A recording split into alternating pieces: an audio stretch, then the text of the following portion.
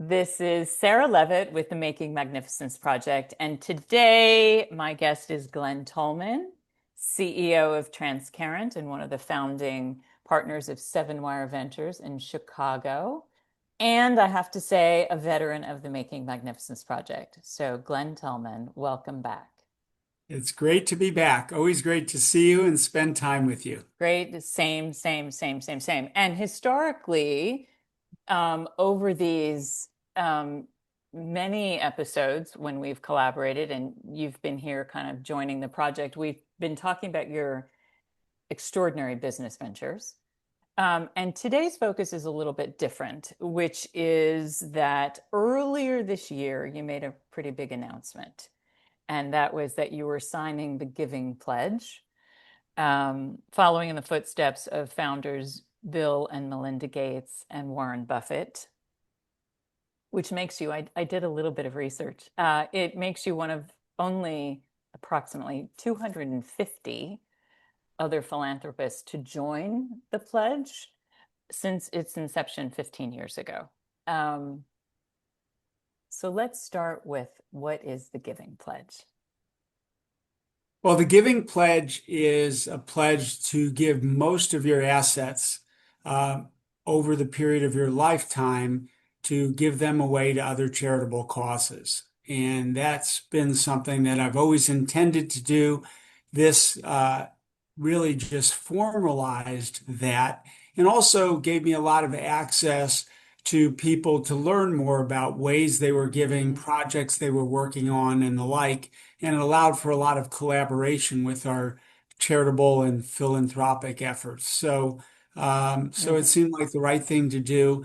And I also like to promote other people, kind of set an example, and that is, if the more people see that it's not about what you get, it's about what you give, and the more they see people doing that, hopefully it'll inspire other entrepreneurs and other people who've been lucky enough to be successful to share some of their wealth and some of their, kind of good fortune with others. And that's really the goal.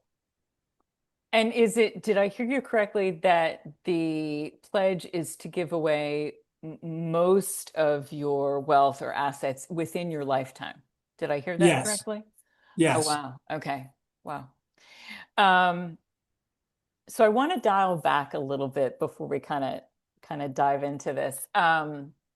You tell a story. So I'm thinking about the terrific success that you've had building companies, and you tell a story of a particularly meaningful conversation when you returned to your alma mater and refresh my memory.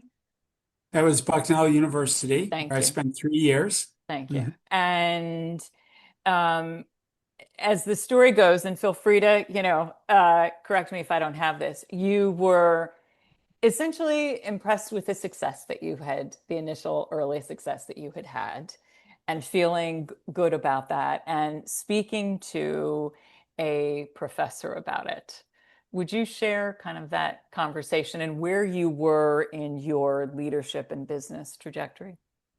Sure. Well, it was early in my career. I had just completed my first IPO, initial public offering, and so I was feeling pretty good and successful.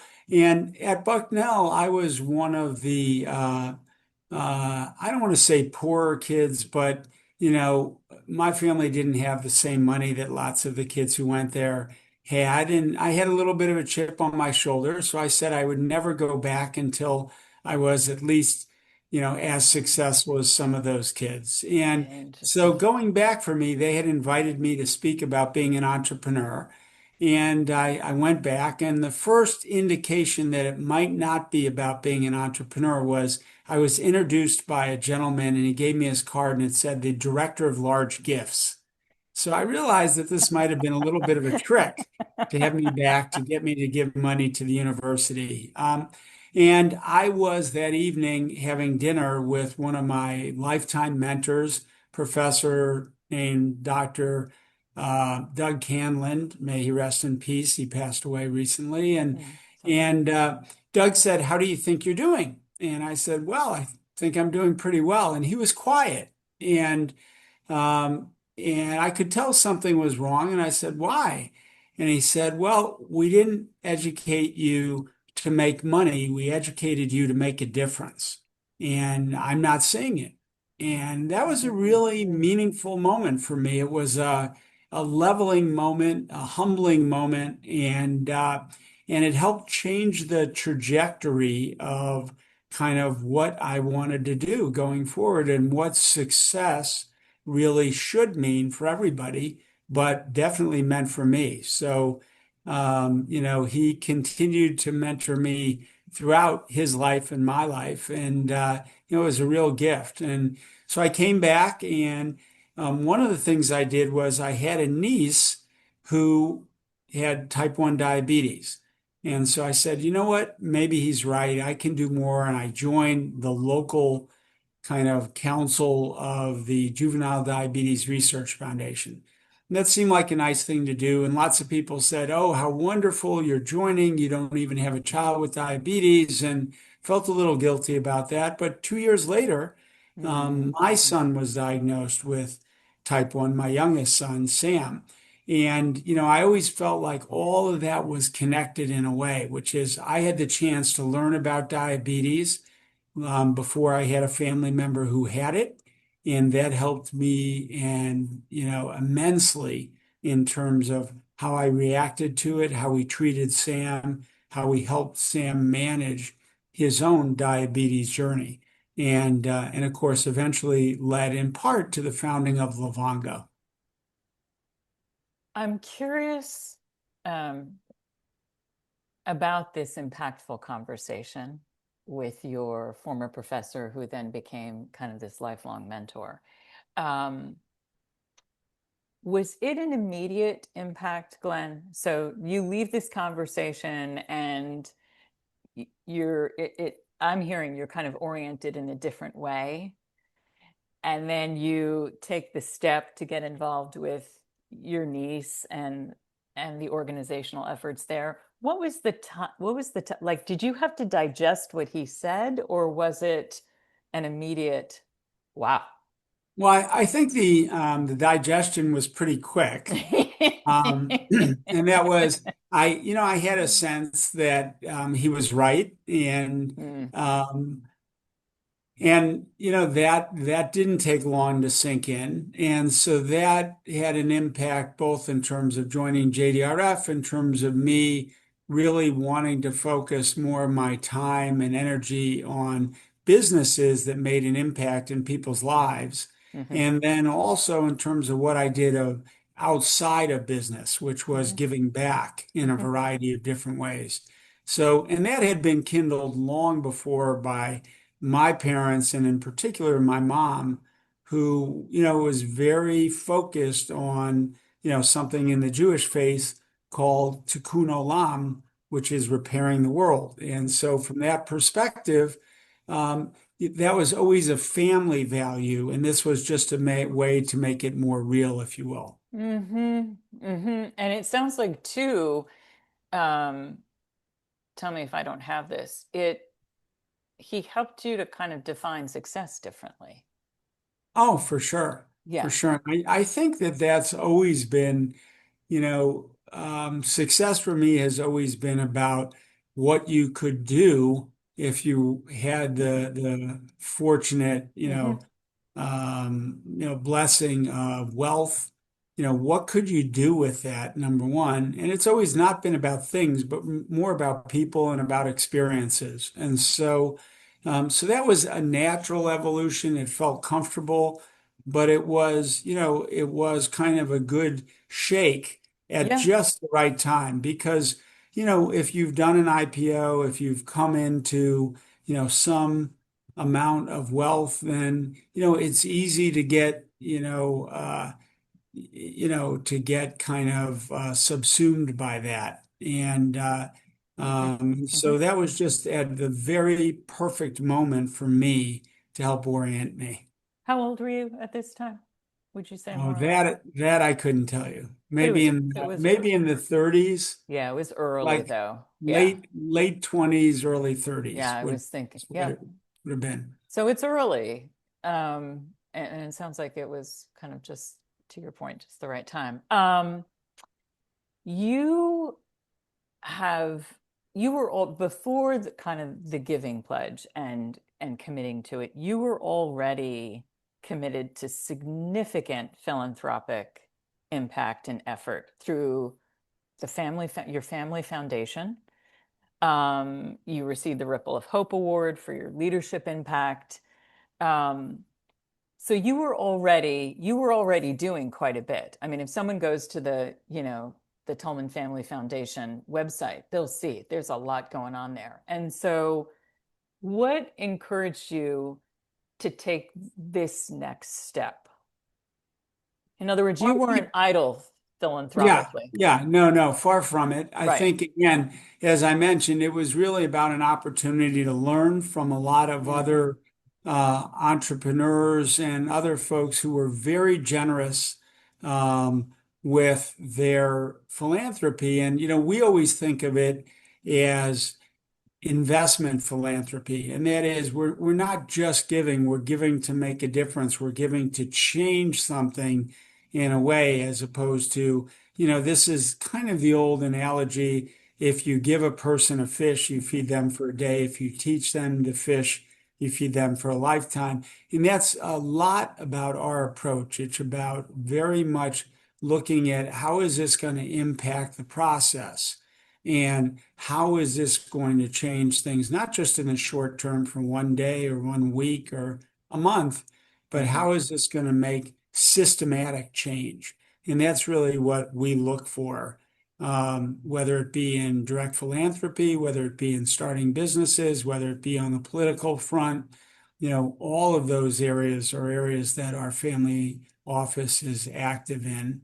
And and I'm very proud to say, having returned from the Middle East after a number of years there, serving our country, my daughter actually is president of Tullman Family Office. And she leads all of the work behind the many projects that we now do.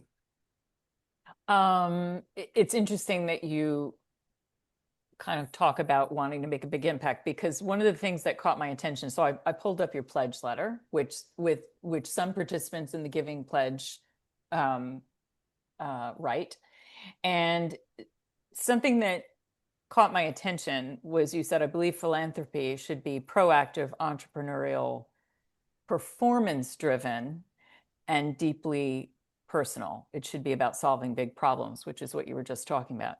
I'm really curious about performance driven philanthropy. What does that mean, Glenn?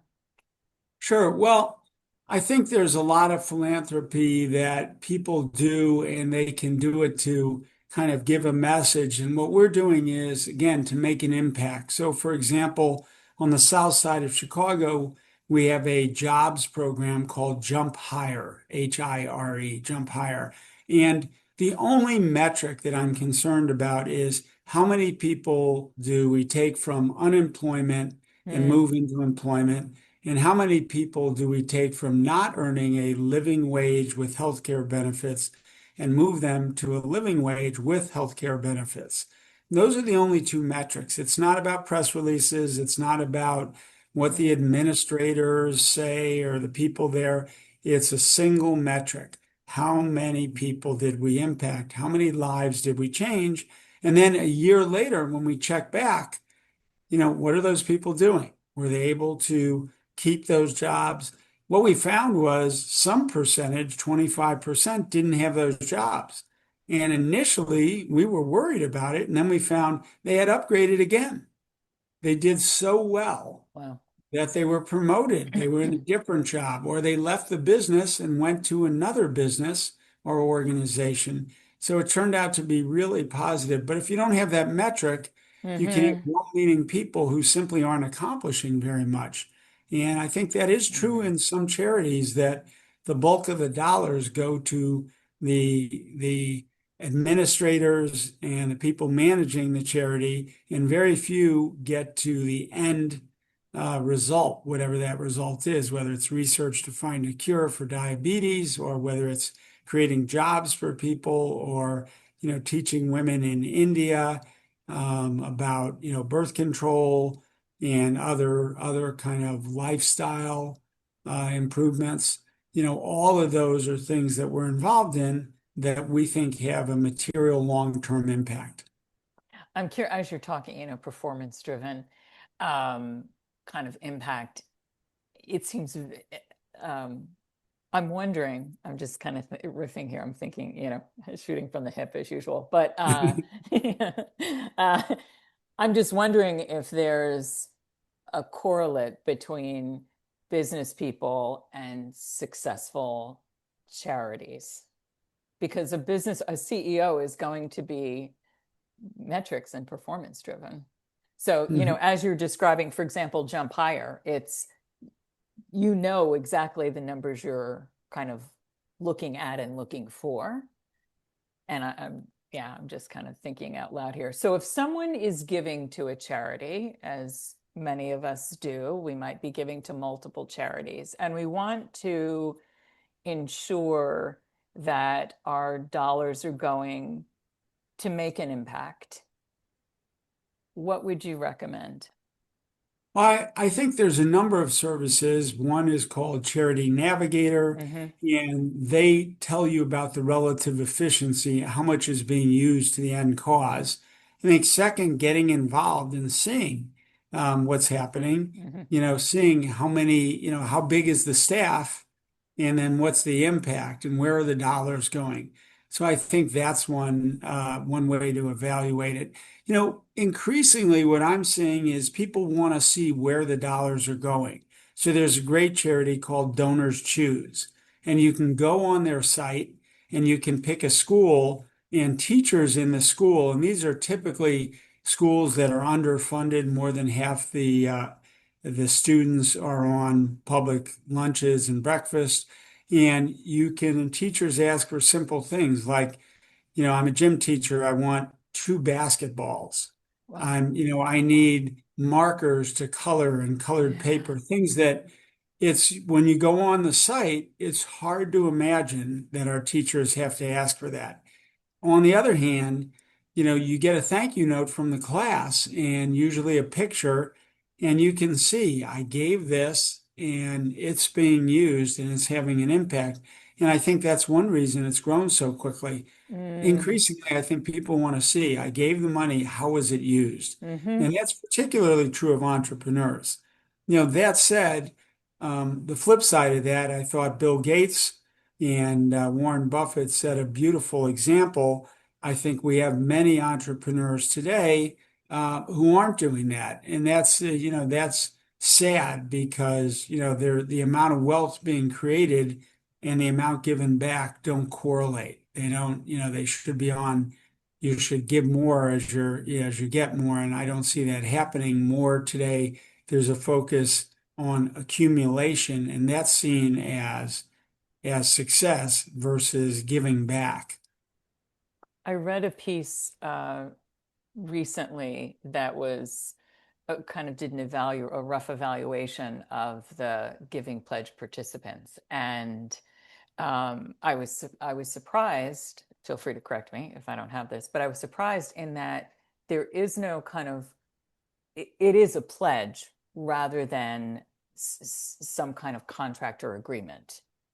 Hmm. So people are on their honor essentially, um, to commit, to what they've pledged. And it was surprising that so one of the issues was, um, and I'm doing this roughly, but one of the issues was that um, donors or philanthropists, I should say, were unsure that they were slower in giving their wealth, kind of divesting of their wealth, I should say, because there was the issue of how and where and wanting to make an impact. So it's interesting that you're saying that being part of this community gives you access to folks who are doing this as well.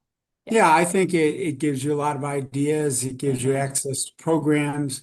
And what I would say is I think it's a pledge for a lot of technical reasons and tax reasons and otherwise, in terms of when you give, how you give. Yes. what years you give, Yes. and that makes it more efficient for the people, but also for the Giving Pledge organization. Mm-hmm. So, that said, you don't commit to this Mm-hmm. if you're not committed to it, because I think you'd be embarrassingly called out if it wasn't the case. And so the people there tend to be, extraordinarily generous. Mm-hmm. So Glenn, was there again, because you were already quite active as a and you weren't a passive philanthropist. I mean, you're quite active as a philanthropist. Was there, in terms of your timing of this, was there something that nudged you to that this is the time? No, I think it was the time. Sometimes those kind of things. I had been familiar with it. I watched a few other people Mm, who did it.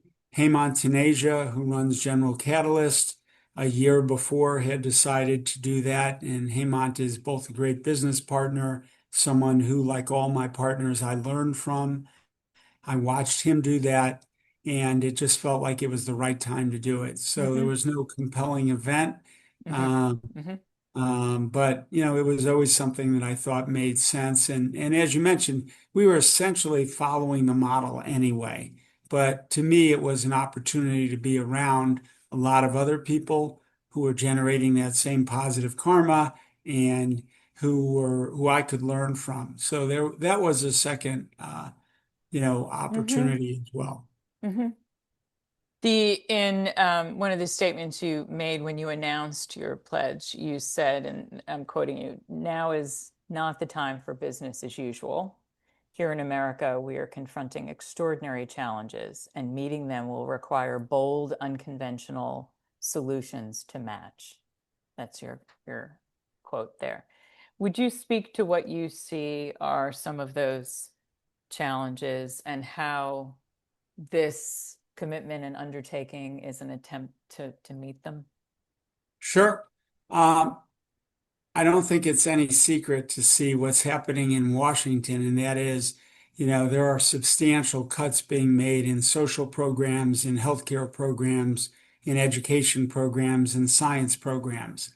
And I think that's, again, an extraordinary challenge to our society. And we're going to need people to step up to do more than they ever had or ever imagined just to fill part of the hole Mm, because you hmm can't fill the hole hmm when the government steps out of that. But at least to start that process to protect communities, to protect other people who need health care, we're going to have to see a lot more of that. And so this was also, in some respects, this was about the timing of what was happening and the need, again, to have people who've been fortunate, for whatever reason, to step up and be part of the solution.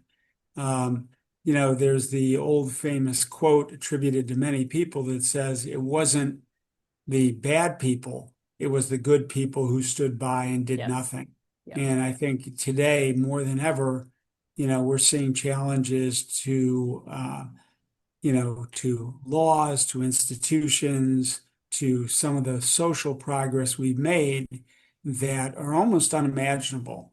And we need more people to step up and say, this just isn't right.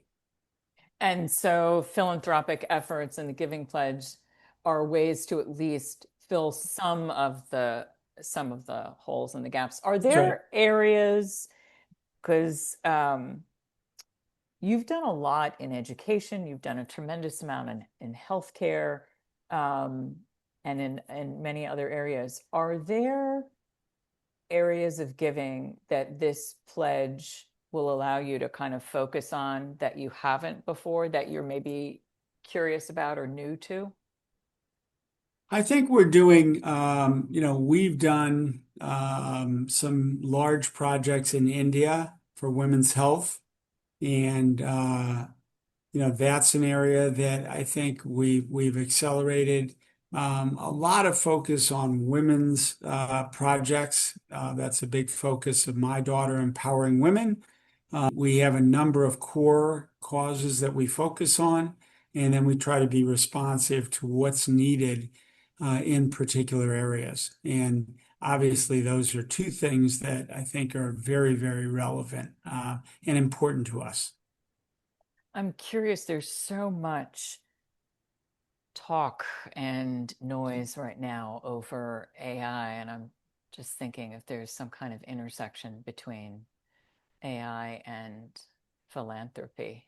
I don't know where that might be, but Well, I think that um, AI is probably the most powerful technology we've ever seen. That said, not unlike every other powerful technology, it can be used for good or it can be used for bad.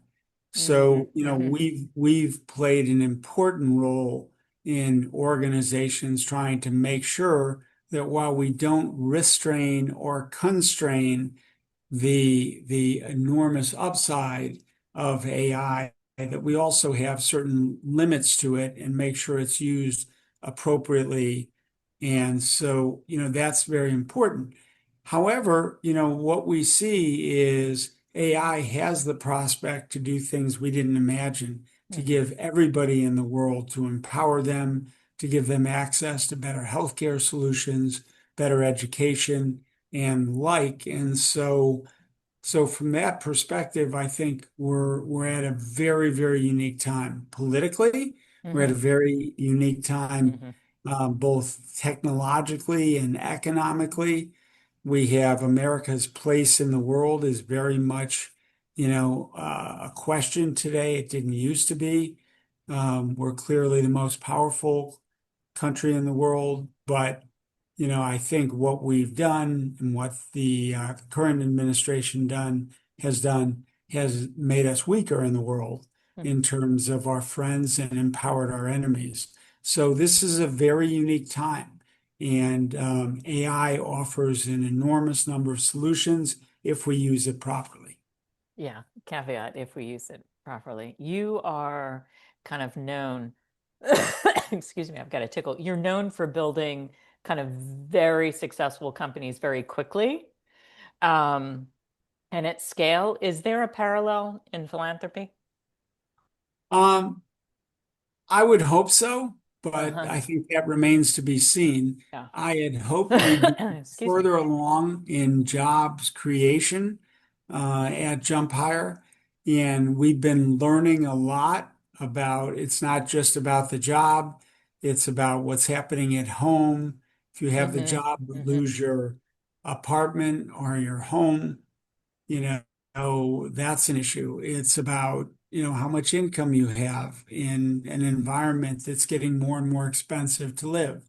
It's about, raising children. It's about access to the internet and, childcare. So all of these things we were initially focused on a unique way to approach the jobs market, which is find the jobs and train people for them. But we found out that it's much more than the job. Yeah. It's somebody's life, and you've got to help them manage that if you want to keep them in the program. So that's been learning, and that's slowed down what I hoped would be scaling to thousands of jobs every year versus, approaching hundreds or maybe even 1,000 jobs. hmm Yeah, learning. Yeah, I would imagine that's a huge piece of philanthropy. I'm curious or interested particularly to hear in your announcement of your participation in the Giving Pledge, you encouraged others to quote act with urgency. Um, what could that look like for business leaders? Let's start there and then we'll get to any of us. Well, I think, first of all, as we think about our values as a business at Transcarent, we start with people. That's our first value. And but we have kind of Maslow's hierarchy, maybe it's Glen's hierarchy, and it starts with the members, the people we serve, and then it's the clients who pay us to serve them, large employers and mid-sized employers. Then it's the people who deliver the care, our own people, our own team. Then it's the communities we live in. And last but not least, our investors. And so, as a part of that, I think, our view is that we have to move with urgency of solving real, meaningful social problems and be active as a business. And our employees expect that. They didn't used to expect as much politically, morally, socially Mm-hmm. um, from business. They Hmm. got that from their church or synagogue or from the government or other places. Today, they're expecting more and more of that leadership to come from businesses. And I think Yeah. businesses have a responsibility to act responsibly, quickly, and address problems in the areas that they work in. Specific to their industries, is that what you're saying? No, no, I'm saying community problems. Okay. I think they need to step up. Where the organization physically is. Yeah. Am I Mhm. understanding? Okay. Yeah. Yeah. Because those are, in fact, that's their neighborhood. That's where they Yeah. operate. They should Yeah. want to do that. They should need to be encouraged to do that. And so act with urgency on the needs and challenges and issues in the communities in which these organizations physically reside. Am I getting Yeah. it? Yeah. Yeah. Okay. Mhm. But I And mean, I think it doesn't have to be in those communities, but I think it's important, you know, many years ago, every business in their local communities, they sponsored the local little leagues and Girl yes, Scouts yes. and they played an active role in making sure the community stayed strong. I think business needs to go back to that, and even though they may be international, where are their offices? Where are their people? Hmm. Are you seeing organizations doing less of that, Glenn? Like No, less I'm saying corporate philanthropy? Yeah. it's harder because people are so remote now, but Mm, I'm seeing great efforts of people really stepping that up to say this is what a lot of our newest workers, our youngest generation want. They want businesses that do more than just business. They want businesses that they can be proud to work at. And so, Ken Chenault, one of my mentors and the chairman of General Catalyst, likes to say, profit and purpose, and they can both work together very well. They don't need to be mutually exclusive. hmm hmm. Um, so that's kind of what he preaches. We try to practice.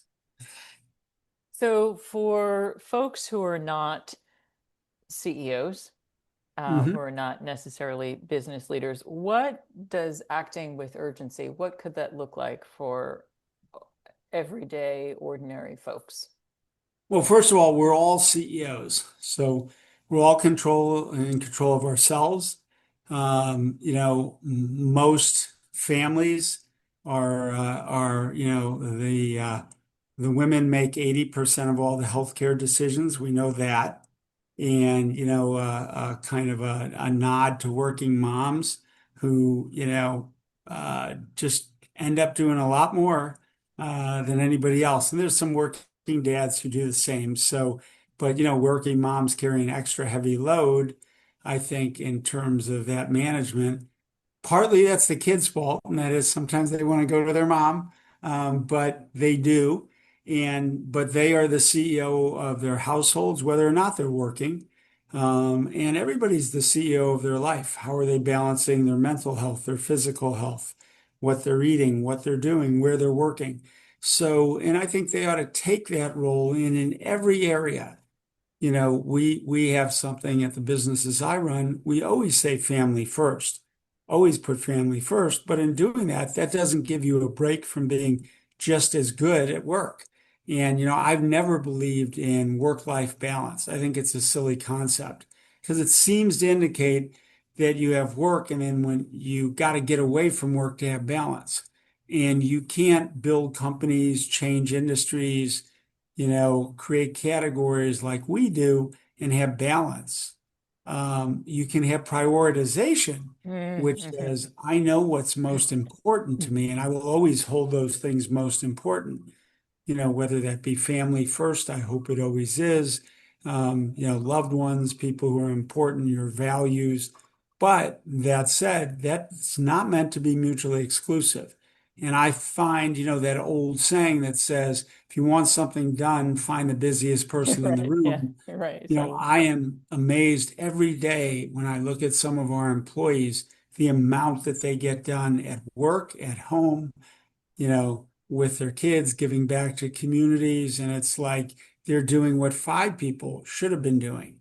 And then I see other people who are not as successful at work, and it turns out they aren't as successful at home. So those behaviors, those CEO behaviors of getting what's important done, focusing on things to make a difference. And, those are important. so if They someone work wants, anywhere.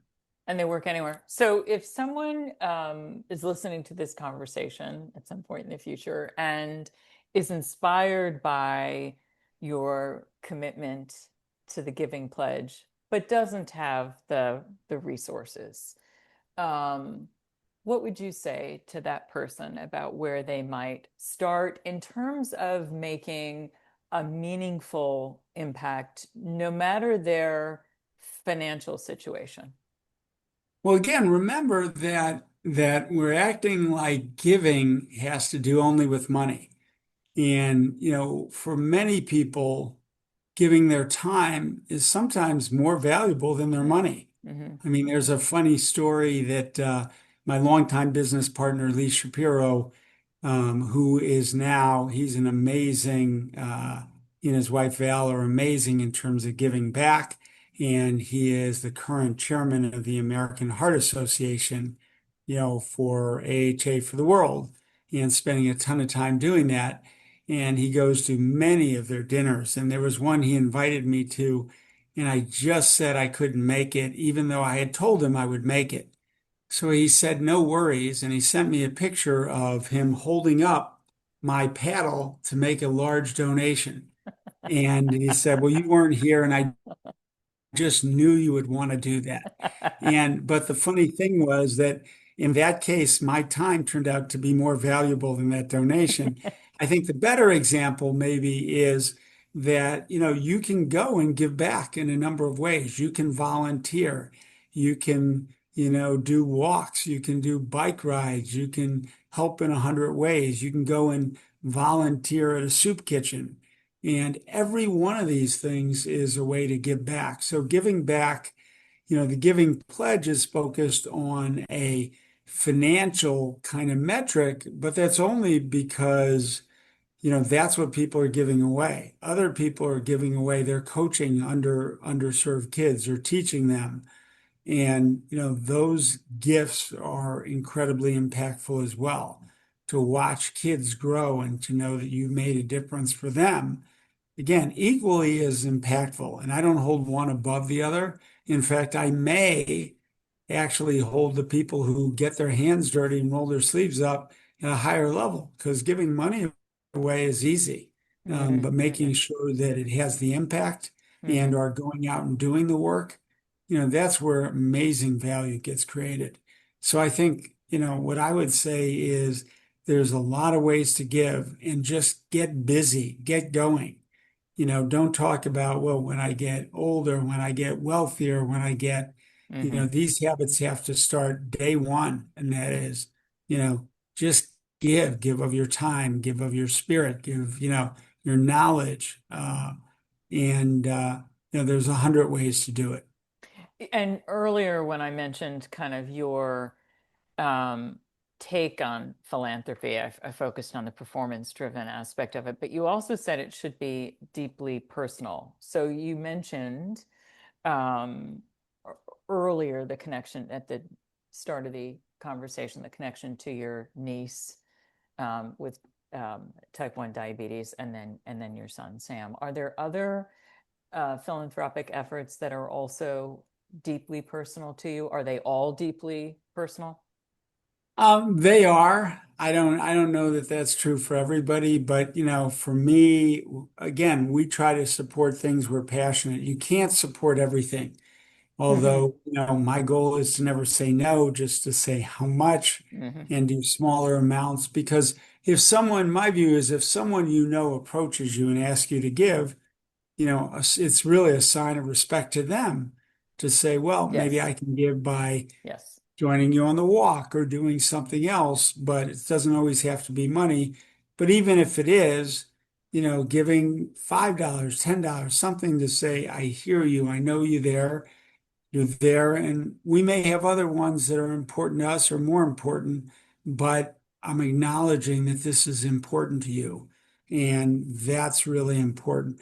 We have we are very big in supporting our veterans, and all of our people in the intelligence community who serve the country, given all the challenges they face when they return, Yes. whether they're wounded physically or mentally. Big, big issue for us. So that's a big cause for us. And, now because of, I mentioned my business partner, Lee Shapiro, the American Heart Association is super important to us. Diabetes through breakthrough T1D, Yeah. which is the new name for JDRF, super important to us. And, but there's a lot of them, and we're happy to support many of the organizations because we need a lot of help. We got a lot Hmm. to do. So deeply personal to you means something that is meaningful in one's life in some way that you Yeah. feel kind of connected to. hmm Yeah. One of the things that we do at the company is each quarter we have people go up and present. They have 2 minutes to present their charity that is personal to them and Oh, what they nice. donate to. Yes. And then everyone who presents, we vote, and there's a winner, but everybody gets, I think, a minimum of $1,800. And then the runner-up gets, $3,600. And so,